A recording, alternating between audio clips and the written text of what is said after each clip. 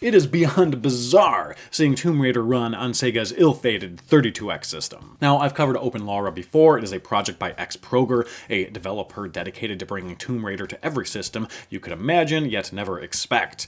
Specifically, we covered their first demo port to the 3DO, and it was shocking to see.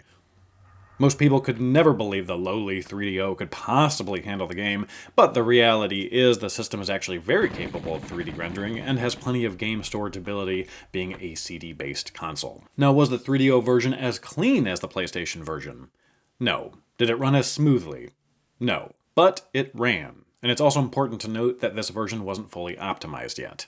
Then they brought the title to the Game Boy Advance. Now, Modern Vintage Gamer covered the specifics of how it runs very nicely in his video, linked below, but here it is so you can get an idea of what it looks like. Now, it running on the GBA was impressive and awesome to see, however, I never thought the Sega 32x would be next.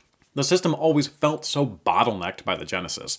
Its 3D capabilities were behind all of its contemporaries as well, being the 3DO, Saturn, and PS1.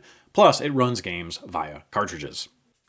But here it is. Now, I should note that this is not optimized yet, not at all, really, and it has no sound or music. It does take advantage of the 6-button controller with all the commands you would expect. And here it is in comparison to the 3DO, the Saturn,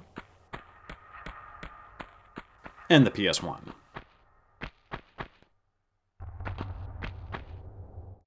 And honestly, it's not bad. The frame rate chugs, but again, it's not optimized yet. Now, I'd love to see it stay at around 15 to 18 frames per second during action segments, and ideally around like 20-ish for when Laura's just running about. I don't know if this is possible or not, but I'd love to see it. Just kind of a wish list, pie in the sky sort of thing. And at the moment, it is just the first level. You can enter the menu, click exit to title, and then for some reason the option to go to her apartment pops up.